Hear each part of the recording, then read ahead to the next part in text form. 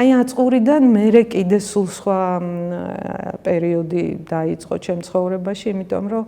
აი ეს ამ საბჭოთა საზღვრის გადალახვა ისეთ ძიმე ემოციას უკავშირდებოდა, ის სიჯარის კაცები რო იდგნენ და ამ სიას კითხულობდნენ და თუ არ ქონდა ეს რაღაც სპეციალურ სიაში არიყავი მოხვედრილი და საშვი არ ქონდა, ვერ გადადიოდი და შესაბამისად ძალიან ამძაფრებდა ეს ემოციას ამ ანტისაბჭოთა განწყობას ეს ყველაფერი და აი ეს აწყურელები ჩვენი სამეგობრო აღმოჩნდა მე ის სამეგობრო რომელიც აი ამ პირველ სტუდენტურ იმ დროის სტუდენტური მოძრაობის სათავეში აღმოჩნდით პირველი ჩვენი ასე ვთქვათ ესეთი გამოსვლა საჯარო გამოსვლა იყო ტრანსკავკასიური რკინიგზის წინააღმდეგ გამოსვლა მაშინ დათო ტურაშვილმა უცებ თქვა დათოც აწყურებია უცებ რაღაცა თქვა რომ ისტორიკოსებიო მე მგონიო გამოსვლას აპირებენ ტრანსკავკასიურის წინააღმდეგო და ჩვენ რამე არ ვქნათო და მე ეს ისტორიკოსები არ ვიცი სად გაქრნენ მართლა აპირებდნენ არ აპირებდნენ და ჩვენ დავიწყეთ და დავიწყეთ და ისეთი ძალიან საკმაოდ ისეთი ჩაჯინებული ადამიანები ვიყავით აი ძირის ძირობამდე მივყვებოდით ყველაფერს მაგალითად შეიძლება ითქვას რომ თუ კი რამე მასალა არსებობდა ამ ტრანსკავკასიურის გარშემო ყველაფერი შევისწავლეთ გეოლოგიური მასალა არქეოლოგიური თავისთავად ეკოლოგიური თავისთავად ჰიდროლოგიური საინჟინრო გეოლოგია აი რაღაცა საოცრებებს ეკონომიკური და დავწერეთ ძალიან სერიოზული წერილი იმ დროისთვის იმდენად სერიოზული იყო ეს წერილი და მართლა ჩვენ დავწერეთ ეს წერილი რომ ამბობდნენ მერე რომ ესო ვიღაცებმა დაუწერესო და ესენიო ხელმომწერები არიან უბრალოდო მივედით ნუ მაშინ სად უნდა მივსულიყავით მივედით ახალგაზრდა კომუნისტში დასაბეჭდათ ამ წერილის და ნუ იქ დაგხვდა რაღაცა სასწაული რომ არა რა წერილი და ვერა და არ დავბეჭდავთ და ეს და ნუ ჩვენ დავიწყეთ პერმანენტულად სიარული ამ ახალგაზრდა კომუნისტის რედაქციაში მივდიოდით ჯდებოდით კიბებზე ოღონდ ეს პროტესტის ფორმა კი არ იყო მივდიოდით და აი გელოდებით აი გითხარით პასუხი და ძალიან შევაღონეთ და გითხრეს რომ ხვალ იბეჭდებაო თქვენი წერილიო და აი მეორე დღეს ველოდებით რაღაცა სასწაულს და დაიბეჭდა მართლა ეს ჩვენი წერილი, მაგრამ გაუკეთეს ორი იმხელა მინაწერი. არ მოაწერეს ჩვენი სახელები, არ ვიცი ეს ეთყობა რაღაცა ეს რომ არ ვიცი რომ არ პოპულარულები არ გამხდარიყვნენ ეს სახელები თუ არ ვიცი რა იყო მათი мотиваცია, მაგრამ ამ მინაწერში, ნუ აი ვიყავით განადგურებულები, გადავლილები, უვიცები, უსაქმურები, ვიღაცა სხვების დაწერილი ტექსტებს რომ დავაფრიალებთ და ნუ ჩვენი ყველა არგუმენტი ვითომ იყო გაცამტვერებული და ასე შემდეგ. და პირველი დარტყმა კი იყო ეს რაღაცა გვეთკინა ძალიან როცა ასე მოგვექცნენ, მაგრამ ნუ მე მალევე მოვფხიზლდით და ვთქვით რომ მოდი ახლა დავიწყოთ ხელმოწერების შეგროვება. ოღონდ აი რაზე ვაგროვებდით, რატო უნდა შეგვეგროვოთ, მაგრამ მოვიგონეთ რომ აი ვითომ სტუდენტები, დანარჩენი სტუდენტები გვიჭერენ ხარს ჩვენ ამ ამბავში და აი ამ წერილის საფუძველზე აკეთებენ ხელმოწერების, ასე ვთქვათ, კამპანიას იწყებენ. ოღონდ ჩვენ პარტიზანთა ჯგუფი ვიყავით მართლა ძალიან მაშინ, ვინც ამ საქმეში ვიყავით ჩართული, 7-8 ადამიანი და ჩვენი სამეგობრო, რომელიც საქმის კურსში იყო და თანაგვიგრძნობდა. ხო და ეს ხელმოწერებიც რა თქმა უნდა ჩვენ თვითონ დავიწყეთ. ახლა არავინ ამის თავის თავზე ამღები არ იყო. ოღონდ აი სულ რაღაცა ისეთი ბავშვური ის ქონდა, რომ ესე რაღაცა სტორის ამბავს მოვიგონებდით და მე ამ ამბავს ვასხამდით ხორცს, რომ ვითომ სხვადასხვა უმაღლეს სასწავლებლების სტუდენტები ვიყავით. თვითონ მე ვიყავი სამხატვრო აკადემიის წარმომადგენელი და რაღაცა ჩავიცვი შესაბამისად ფუნჯებით და ცოტა რაღაცა ესეთი სამხატვრო აკადემიურად ვიღაცამ გადაწყვიტა რომ აი დედა მარიამი ლელა ჯაფარიძე ვითომ სამედიცინო ინსტიტუტის სტუდენტი იყო თავის რაღაცა მკაცრი ამ სათვალიანი გარეგნობით და შევესიეთ შეიძლება ითქვას უმაღლეს სასწავლებლებს დავიწყეთ სამედიცინო ის აი რატო გადავწყვიტეთ ახლა მაგალითად აკადემიის სტუდენტი რატო უნდა წასულიყო იქ მაგრამ ვითომ აი უნივერსიტეტზე და ამ ჯგუფზე რო არ ყოფილიყო კონცენტრაცია ალბათ ამ გაგებით და საკმაოდ შევაგროვეთ ხელმოწერები ახლა იმ დროისთვის საკმაოდ შევაგროვეთ სამედიცინო ინსტიტუტში და მეორე დღეს გადავედით გპ-ში და გპ-ში უკვე დაგხვდა ატეხილი ამბავი რომ რაღაცა ხდება რაღაცა მოძრაობა არის და აი ამ მასში ვართ ვიღაცები ნაცნობები მოვძებნეთ ამ ნაცნობებს თხოვეთ რომ აი თქვენ გპ ხო დიდია უფრო და თქვენ корпуსში იმ корпуსში რაღაცა ესე და დღის პირველი ნახევარი გავიარეთ მშვიდად და დღის მეორე ნახევრიდან დაიწყო რაღაცა უბედურება აღარ მოვიდა ეს ხალხი ვინც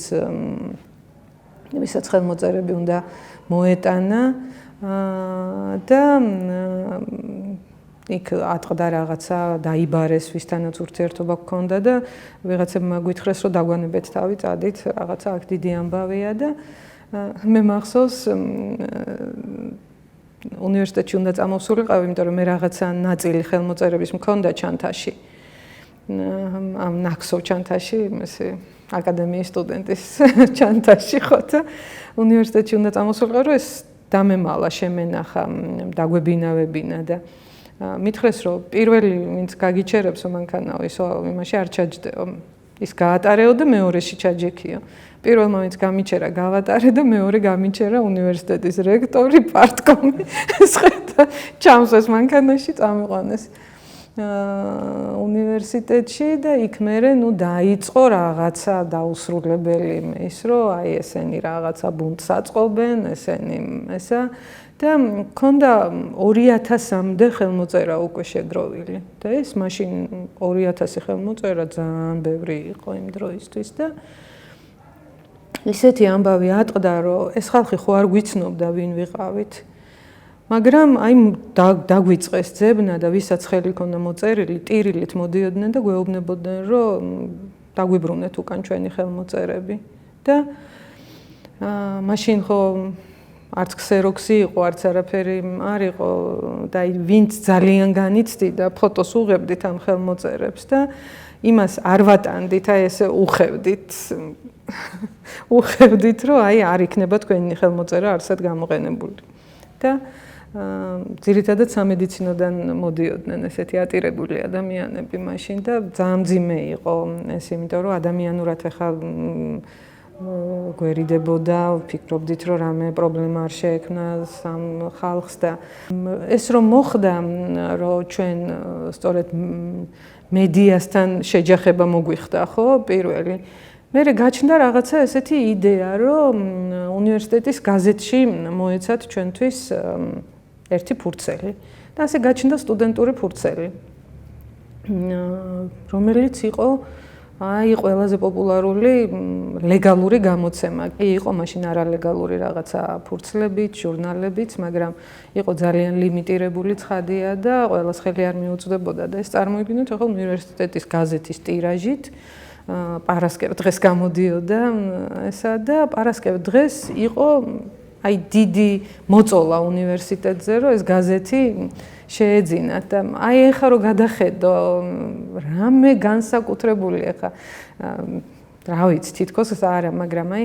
რაღაცა თავისუფალი რაღაცები რომ იბეჭდებოდა მაგალითად გრიგოლ რობაქიძის მიმართვა ახალგაზრდებისადმი ბალტიისპირელებზე იბეჭდებოდა აი ზურაბ ჟვანია დავბეჭდეთ პირველად რომელიც მაშინ ესე ეკოლოგიური კუთხით აქტიურობდა და აი რაღაცა ისეთი თემები შემოგქონდა და ეს ცალკე თემა იყო მე ვითვლებოდი ამ გაზეთის ესე რედაქტორი არ ყავდა მაგრამ ნუ ძირითადად მე მიწევდა უნივერსიტეტის გაზეთის რედაქტორთან ურთიერთობა იყო ეს ბატონი გივი შეყილაძე და საწყალს იმასაც სიცოცხლე გაუმწარეთ მაშინ, იმიტომ რომ ის ძალიან ნერვიულობდა, ყველაფერზე ოდნავ რაღაცა ეს რომ იყო ძალიან საყვარელი კაცი ისიც და აი თითოეული ნომერში ჩასადებ რაღაცა მასალაზე, დიდი წვალება მიდიოდა ჩვენიც და მისიც. და რაღაცნაირად რა ვიცი, 15 ნომერი გამოვიდა თუ არ ვცდები, თუ სწორად მახსოვს და პრეს-კლუბიც გაჩნდა სახელი აქედან, რაღაცა პრესა და თან პრეს. ვინ მოიფიქრა, სახელი აღარავის აღარ გვახსოვს.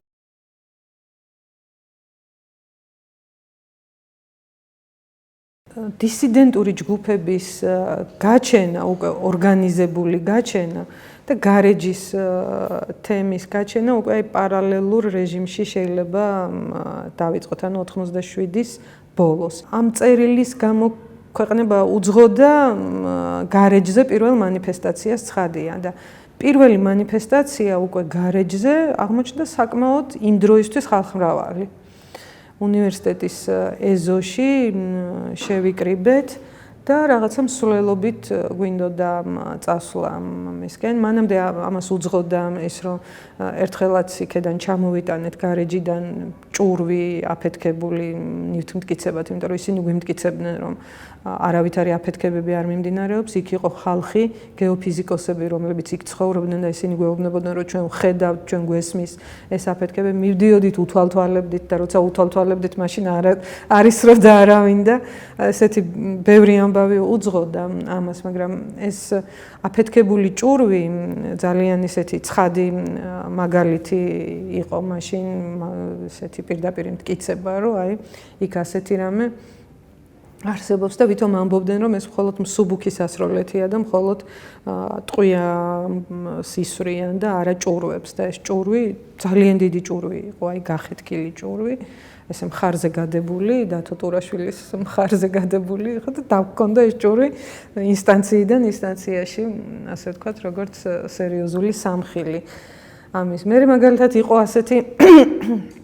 გარეჯში ვართ ისე მე დათო ტურაშვილი, ნიკო და თედო და კიდე რაღაცა იქა ყოფი ჩვენი მერე დავმეგობრდით იმ ხალხთან და მოგვადგა მანქანა და გვითხრეს, რომ ჯუმბერ პატიაშვილთან იმართება შეხვედრა გარეჯის თაობაზე და თქვენც უნდა წამოხვიდეთ. კანცელარიის შენობაში აგვიყვანეს და დაგვსხეს და მიყვანილი ყავთ ჩვენი რექტორი, უნივერსიტეტის პარტკომი, პრორექტორები და რაღაცა მთელი ეს ცენტრალური კომიტეტის შემადგენლობა და ვიღაცები, რა ვიცი, ალბათ მეცნიერები, რომლებსაც ჩვენ არ ვიცნობთ. ანუ ჩვენ ვისთანაც მანამდე ურთიერთობა გქონია, ისინი არავინ არ იყვნენ ამ შეხვედრაზე და ჩვენ ესე დაგვსხეს. მაგალითად, რექტორი, მე, პრორექტორი, დათო, ანუ ერთმანეთს გვერდით არ დაგვსხეს, ესე რაღაცა გადაგვანაწილეს ამის დროს და იქ დაიწყო ჯერ გარეჯის თემაზე სანამ გადავიდოდნენ და მე მივხვდით რას ემსახურებოდა ეს ამბავი. დაიწყო უკვე დისიდენტური მოძრაობის რაღაცა ჩანასახები გაჩნდა რაღაცა უკვე ილია ჭავჭავაძის საზოგადოება და იქეთ წმინდა ილია მართლის საზოგადოება, უკვე ზვიად გამსახურდია მერაბ კოსტავა რაღაცა ნელ-ნელა აქტიურ პოზიციაში შემოდიან და ამ ცეკას სხდომაზე, ცენტრალური კომიტეტის სხდომაზე განიხილება ზვიად გამსახურდია საკითხი. და იქ ამბობენ, რომ ვიღაცა ერთი მშობლების წერილია შემოსული ცეკას სახელზე, რომ რამე ღონე იხმარეთ, ჩემ შვილს ტვინს ურევენ დისიდენტები და რაღაცა გზიდან ააცდენენ და დავიღუპებით და აი ასე და ის მითის ამ წერილის განხილვა და ჩვენ სრულ ისტერიკაში ჩავარდით. ეს ისეთი კომიკური იყო და როგორ ვერ ხვდებოდნენ, რომ ძალიან კომიკური იყო და რა ეგონათ, რატო უნდა მოეხდინა ამას ჩვენზე შთაბეჭდილება და რაღაცა მომენტი იყო, თითქოს შიმშილობდა, რაზე აღარ მახსოვს, ახლა გამსახურდია და აქ ყვებიან, რომ ის არ შიმშილობს და საჭმელს ჭამს. ახლა დღეს აქტუალურია ეს თემა, ხო? საჭმელს ჭამს რაღაცა ჩუმად და ეს მარტო იმისთვის უნდა რომ რაღაცა მასების ყურადღება მიიპყროს და ასე შემდგომ და ჩვენ აი ისე ვიცინით რომ ლამის ისტერიკა გჭირს, იმიტომ რომ ხერცმანაც ხედავთ ახლა თვათ ისე მანძილებზე არა ვართ დაშორებული რომ მანც ვერ ხედავთ მე უცებ ვიღაცა მაიღო სიტყვა და თქვა რომ ეს უწიგნური გაუნათლებელი სტუდენტებიო, აი ამათ რო რამეზე პრეტენზია ექნებათო, ეს უზრდელებიო, როგორ იქცევიანო, შეხედეთო, რას გვანათ, ნუ რაღაცა ძალიან შეგვამკეს, ასე ამას რომ მორჩნენ ამ ზუსტად გამსახურდიას თემას, ეხა გადავიდეთ გარეჯის თემაზე და იქ დაიწყეს რომ რაღაცა რომ არაფერი იქ არ ხდება და მეცნიერები როგორ იკვლევენ იქაურობას და როგორ ყველაფერი დაცულია და როგორ რაღაც და მე იქ ჩვენ ცოტა ვიდებოშეთ ამ გარეჯის თემაზე და ვთქვით რომ არა ეგრე არ არის და ზუსტად ვიცით და რაღაცა და მალე დამთავრდა მე უკვე ეს ხდება ანუ გარეჯზე მეტად ეს ამბავი ეძღვნებოდა იმას რომ რაღაცა ზუსტად გამსახურდიას თაობაზე აღმზრდელობითი მუში თუ რა არ ვიცი რაღაცა ჩაეტარებინათ მაგრამ იმავე მანქანით ჩაგვიყვანეს გარეჯში ჩვენ ესე აი ამ პირობით წამოვყევით რომ უკან თუ ჩაგვიყვანეს იმავე მანქანით და იქ იყო ერთი უცნაურ არქიტექტორს ვეძახდით, არ ვიცნობდით კარგად რა, მე დავმეგობრდით ამასთან, ამას უყვებით ამ ამბავს. და ესეც ცოტა დისიდენტურად განწყობილი ბიჭია რა, ესეთი გადაწყებილი ლაშები ქონდა, წვერი მოშვებული და ყვებით რომ აი ვიღაცის წერილი წაიკითხეს, რომ მათი შვილი გზიდან აცდინა ზუსტად გამსახურდიამ და დისიდენტებმა და ტვინი მოუწამლეს და ეს და ვისი წერილი იყო ამან იკითხა და აი ესე მახსოვს არ დამოვიწყდება არასოდეს რომ მე ვთქვი რომ გაიოს მეხრიშვილის მშობლების და თურმე ეს არის გაიოს მეხრიშვილი. აუ ისეთი სასწაული ამბავი იყო ეს ვისიო და ეს რომ მიხვდა რომ რაღაცა ესე იგი მის ავსტრიალებს ეს ამბავი და მისი მშობლები რაღაცნაირად არ ვიცი როგორღაც მოახვედრეს ამ ამბავში შეირყა კინაღამ ჭკუიდან.